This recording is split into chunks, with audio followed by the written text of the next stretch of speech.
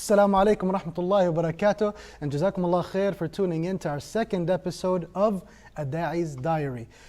Today, inshallah, we have a very great Sheikh and Da'i with us. His name is Brother Mohammed Shinawy, someone who's very dear to our heart and is well known all over America and the East Coast, a graduate of Mishka University and a writer for the infamous Yaqeen Institute, is known for a lot of his articles that are very inspiring.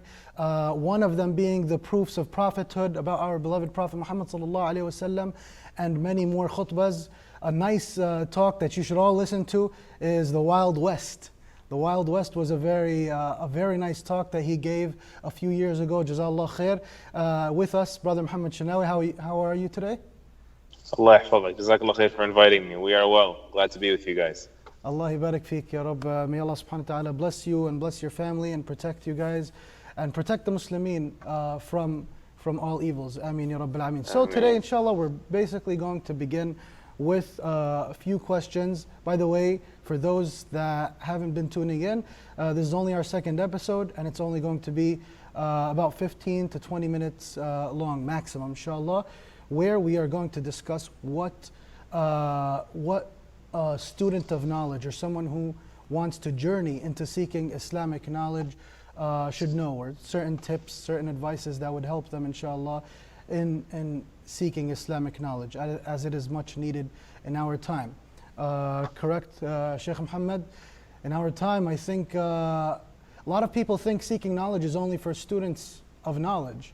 Do you think it's only specific to students of knowledge or people that plan to have degrees in Sharia? Or is it general for all Muslims? Yeah, Bismillah, sallallahu ala rasulillah wa alihi wa sahbihi ajma'in. I think, that's a big misnomer that we need to constantly remind each other about, that seeking knowledge is not something that is the lot of specialists only. For sure, this ummah, this community, global community of Muslims needs to have its scholars and needs to be led by those experts in how to Islamically inform our decisions throughout, how to extrapolate from the sacred texts and tell us, how to live our lives in the way that is most pleasing to Allah Azza wa Jal. But seeking knowledge on a lesser level, a non-specialist level, needs to be the dedication of every Muslim. Different levels of dedication, but our deen came down with Iqra. It began with Iqra, recite, and now it's for everybody. And so while not everyone will be a scholar, the baseline of Muslim literacy regarding Islam needs to be higher. Because number one, it is beneath what is satisfactory for a Muslim in principle in any age, but also secondarily because in our age, we face so many challenges, intellectual challenges, half of which, and I don't mean that in a numerical half, but just like one of the two chunks of these challenges to our faith can simply be dispelled by understanding with a little bit more depth what our faith actually is saying on the subject. And so it would be a great safety mechanism or life jacket to make sure that when we do dip in our moments of weakness, when we are confused in our moments of confusion, those weaknesses and confusions don't bring us down to a critical level where we may fumble our faith altogether. So we definitely need to raise the bar of knowledge, but inshallah ta'ala, we have a lot more facilitated for us in our time than me and you had when we were first beginning this journey of seeking knowledge. A lot of the content was only in Arabic, and the English translations were, what we can comfortably call half-baked, right? But now, alhamdulillah, we have some very good content in English, alhamdulillah Rabbil Alameen. So if you were only to rely on the English content, you can still, mashallah, reach a very good level of knowledge, bi'idhnillah ta'ala, because of what we have available and what we have access to. But now about you, Sheikh Mohammed, what inspired you to seek knowledge? Now we know everybody, you grew up in a high school. I know you went to FDR in Brooklyn, right? Like a lot of students, you grew up as a New York City guy, but what made you want to be a student of knowledge and to go out there and seek knowledge the way you did? So I was kind of forced to, not necessarily by my parents, but by my circumstances. in the short version of the story is that when I was 17 years old, right before I graduated high school, we had a Muslim youth center that's still there in South Brooklyn, Bensonhurst, open up, and they had a Ramadan fundraiser. And one of my first mentors, Brother Ayman Hamous, may Allah protect him and his family, he wrote for me a lecture. Here's me exposing myself. He wrote for me a one-pager because he was helping me, I guess, share with the crowd that we are invested in our youth. And so when I gave that talk at the fundraiser, I don't want to say the crowd goes wild, but people were extremely impressed. And so they kind of started taking me on this tour, fundraising tour within New York City for this youth center that we were trying to close on or pay off, giving the exact same 3/4 of a page, repeating it in a whole bunch of different venues, until kind of word got around. There's this well-spoken kid named Shinawy who seems to be really knowledgeable. And mind you, at the time I had nothing. I didn't even memorize Juz Amma, zero. Subhanallah. And so I started being prompted. So like I graduated 2-3 months later from high school, and I was already told that, you're going to Brooklyn College. People from Brooklyn College reached out. You're going to be giving Jumu'ah. So like basically the very first Jumu'ah of my college semester was the first Jumu'ah I ever gave in my life. And so I actually had nothing to give. And so I had to learn on the job, if you will, learn to give. And in principle, I mean, some sort of consolation for myself that I found over the years, our Sheikh Hatim Hajj, Hafidahullah, he said that he tells us there's nothing wrong with learning on the job, so long as the job doesn't stop you from learning. And so that balance as a rule of thumb is important for those that are immersed in da'wah work, if you will. But as an ideal, this is the wrong way to do it. Like this is about like making the best of what you have. But a student of knowledge, ideally, typically, is supposed to have a period of dedicated learning. But with me, that just wasn't an option. I just started. I gave 8 years of da'wah, if you will, Friday khutbahs and whatnot. And otherwise, before I actually traveled to the Islamic University of Medina, when I realized this is my qadar, the qadar of Allah, that I'm going to be involved in da'wah. And when I got there, I only realized how much I didn't know and how much I needed to know, because I had just come off of 8 years of da'wah, winging it, and I didn't realize I was winging it until I got exposed to real knowledge.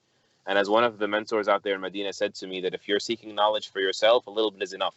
You need to know how to make salah. Once you get some money, you need to know how to pay zakah. You get a little bit of more money, you might need to learn the fiqh of hajj. It's like retail. But he said, if you're seeking knowledge for yourself, a little bit is enough. But if you're seeking knowledge for the people, meaning to serve the people, then a lot is not enough.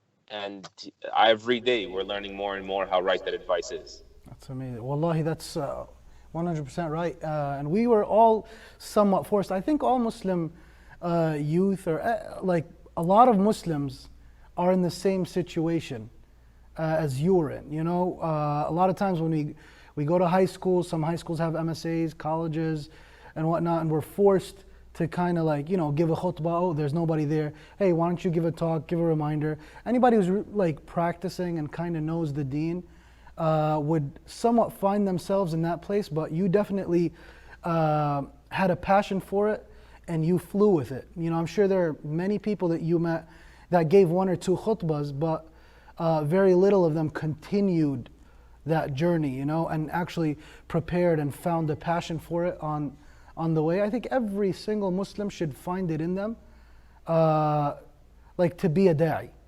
right? To be a da'i in the sense that feel that you have to be prepared to answer any question about Islam. If you go to a philosophy class, one of your friends asks you, your neighbor comes and tells you, hey, don't you Muslims believe in this? You have to be well equipped to be a da'i. You don't necessarily have to be a khatib or somebody who gives durus or a sheikh with a big beard. No, as a Muslim, you should be equipped with knowledge. And that leads me to the next question, inshallah, which is, right, I know you said that you were kind of forced into it, but from what you did and from your journey in seeking knowledge, right? And we know like it was progressive, right? So you progressed, you went from someone who just had a khutbah written for him, and you presented to someone who started preparing their own khutbahs, and then someone who started to write their own articles and to devise their own khutab later on. So, what was the best thing you did in your journey seeking knowledge? The way you did it. Yeah, that's a difficult question because I see myself, Allah knows, this is not just like being cliche or anything, like as an utter failure in seeking knowledge. And everything that I think may be right, I do recognize every day that it is Allah Azza wa Jal. It's not something I've done. Like I've made so many wrong turns and arrived at so many right places by Allah's permission. That's just how beautiful Allah is. He's just so kind and so considerate, and he compensates for our failures so much. Like I know for a fact that I failed at keeping a balance between learning on the job and doing the job while trying to learn. I know that I failed miserably at starting off on the right foot, not just in terms of intellectual skill set, but even in terms of sincerity. Like I look back right now and I actually much later realized that many of the Salaf said this. This is of the barakah, the blessings of sacred knowledge, is that you dive in for the wrong reasons, and instead of it ruining you, you develop the right reasoning later. Abu Hamid al-Ghazali said this, and so many of the Salaf before them, that we started on this path without any clear intention, and then Allah generated for us en route an intention. And others said that I started this journey of sacred knowledge for other than Allah, and then Allah insisted that it be for His sake, subhanahu wa ta'ala. And so, despite all those failures, I found myself trying to surround myself or surrounded by scholars, by mentors, by experienced elders, and deferring to them, I think, is one of the biggest ni'am of Allah Azza wa Jal on me, to have the intellectual, I guess, cowardice, to not want to venture out there on my own. I think that's a ni'mah. I even though I've made so many wrong premature judgments and spoken about so many topics before I was ready to, at least some of them were pointed out to me, and I was put in my place so many times early on that it helped me in that regard. And that's rare, and that's why I say it's all Allah. It usually doesn't happen like that. That's why Shafi'i rahimahullah said, إذا تصدر الفتى الحدث إذا تصدر الحدث فاته خير كثير. Once the young person allows himself into the spotlight, basically, he makes himself known to the public, he misses out on so much good. He's unable to find the time to study anymore. Also, it becomes more difficult to accept advice anymore. But by Allah's grace, I've always had people slapping me around, and that's what you need. You need someone to break your arrogance, and that's a big part of it. Another thing that is very important, I don't want to take too long, but and this is also not something I've done really, is that I never stopped questioning things. And that's pure lutf from Allah, pure kindness, and just delicate dealings with Allah, that He allowed my skepticism to exist, but not be so obsessive that it would cause me to doubt my very faith, right? Fumble my faith in. Because so many people, because of their skepticism, we live in a very skeptical culture, especially when it comes to religion, it hijacks their entire faith, and they extend it to places where skepticism does not belong, like belief in God and the hereafter and otherwise, which is something for a later time, right? But my skepticism, I believe a large part of it is just the product of where I was born, right? I was born in a culture that the underpinnings of its worldview, its philosophy, is skepticism, being skeptical. And so Allah protected me from becoming cynical about all things religious, but at the same time, it prevented me from bandwagoning on any particular religious interpretation too early, so that I would become like a staunch, permanent adversary for any other contrary ideas. And I later on found that Abdullah ibn Abbas radiallahu anhuma, they asked him, where did you develop your understanding from? Of course, his great understanding. Mine certainly isn't great, but whatever understanding I've been able to come across, I identify with his words. He said, بِلِسَانٍ سَؤُولٍ وَقَلْبٍ عَقُولٍ, with an inquisitive tongue, a tongue that's always asking questions, and a heart that is receptive, that is actually looking for the answers, right? Not just trying to justify where they are right now. And so I think that's part of growing up where I was, not really my decision. But I always, I even had an aunt once tell me, take from the Salafis this, and take from the Ikhwanis that, and take from the Tablighis this, and take from the Sufis that, and just that idea, like she's not a student of knowledge or otherwise, not a specialist, but that idea of, you know, don't think that the truth exists with any one person or any one group.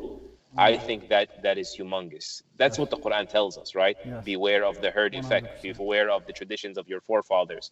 Meaning, no matter how knowledgeable you become, don't ever give up your mind, because even the most knowledgeable people are susceptible to like social engineering, being a product of their times, being a product of their limited exposures, their limited opportunities, their limited lifespans.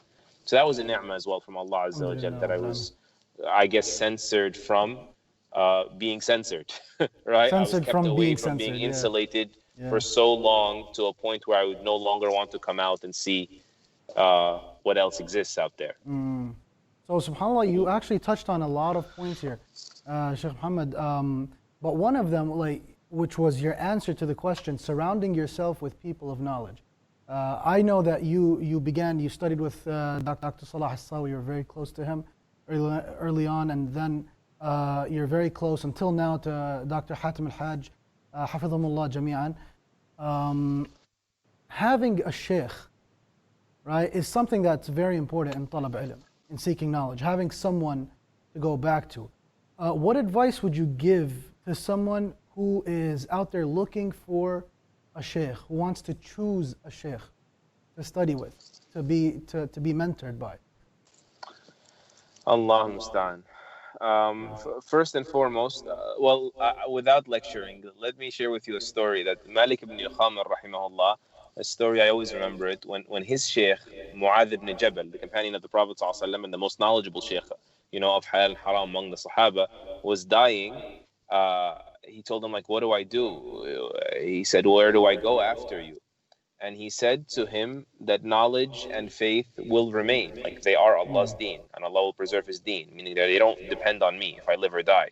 He said to him, if you seek them, you will find them, and if you cannot find them, then seek the teacher of Abraham. And so who's the teacher of Abraham? Allah Azza wa Jal, right? Because Ibrahim alayhi salam was the only one on the earth. And so relying on Allah to show you the way is the number one thing that we need to keep very close to us. But after that, seeking out what Allah may make available for you of mentors, of, you know, personal advisors, and otherwise. Personally, I was looking for the Prophet ﷺ, and that is what delayed me in finding someone, because no one was ever going to fit the mold that I was looking for. And on top of that, here's another one, that your mental image of the Prophet ﷺ may actually change the more you learn. You may, you know, realize that the image in your head is not even the image of the Prophet ﷺ. But let's say you have a clear depiction of the Prophet ﷺ in your head, you're not going to find it anywhere. And so I was always like joking for about 10 years. I made dua that Allah like send me a mentor that can adopt me. I always used to joke that I'm an orphan in the da'wah, because, you know, I couldn't find someone to look over my journey and things like this, consult and otherwise. So long story short, I once came across some advice from Sheikh al-Munajjid, Fakkallahu Asrahu. He said there are 3 types of teachers or role models. There's the perfect role model, and that's the Prophet ﷺ. And then there's the nearly perfect role models, meaning they are from every dimension complete in their understanding and commitment to the faith, except for one dimension each, and that's like the Sahaba, right? The early generations. He said, and then later on, people arose that are good at one angle and lacking in so many angles. It's the inverse of the Sahaba. He goes, and that's why you should be reasonable in who you're looking for. And so benefits from everyone that seems to have the proper usul and has a visible, not a fake, not a pretentious. We're all intelligent people. We can tell when someone's being selective or winging it.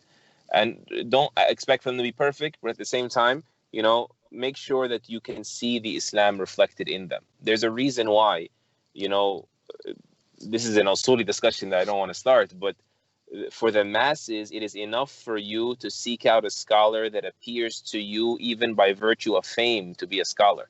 Why? because the definition of the masses are people that cannot discern, right? And so, like, if I tell you the scholar is the person that's more knowledgeable, how can you figure out who's more knowledgeable when you're not knowledgeable, right? There's like a logical problem there. So basically, what I'm saying is, when you look for a scholar, try your best to look for someone that seems to be living the faith and has dedicated their life to studying it. And even if on face value for the moment, Allah will not let you go astray if you're seeking Him. That's why we began the discussion with that.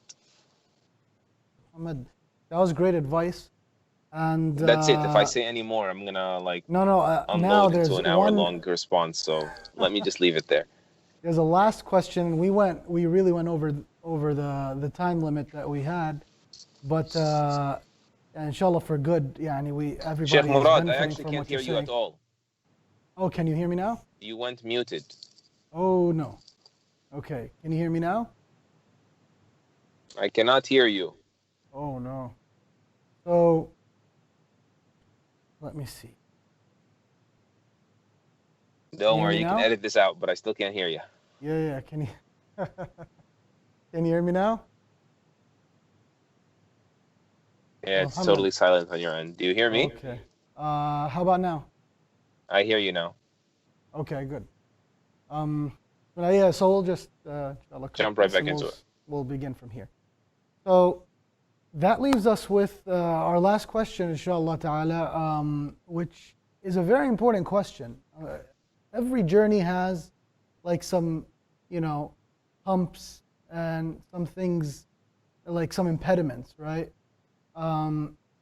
What advice would you give a seeker of knowledge that's beginning their journey in seeking knowledge as to what pitfalls they should avoid on their path?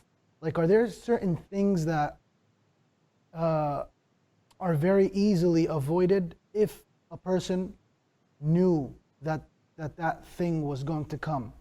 You get what I'm saying? Because sometimes we don't know something's going to come up. So we may trip up a little bit, but we get up, we dust ourselves, and we continue. Bi'idhnillah ta'ala, and with the help of Allah. But there's some things that everyone falls over unless they're aware of. Then they could just completely avoid it. What pitfalls do you think we can avoid on our journey seeking ilm, inshallah? Well, first and foremost, my greatest regret is not memorizing the Quran. My immersion in da'wah early on consumed me in a way that is, I believe, unjustifiable. And so memorizing the Quran and prioritizing the understanding of Quran needs to be reinstated as the number one hallmark of this ummah and the scholars of this ummah. And the people that do memorize the Quran, the barakah there is endless. Number one, you get a very special tawfiq, right? Divine grace and care from Allah Azza wa Jal, because you carry His book in your chest. And secondly, the people that memorize the Quran first and understand what it takes to gather the Quran in their chest, it automatically, like organically, creates in them the adab, like the mannerisms and the humility they need to deal with the rest of the scholars, right?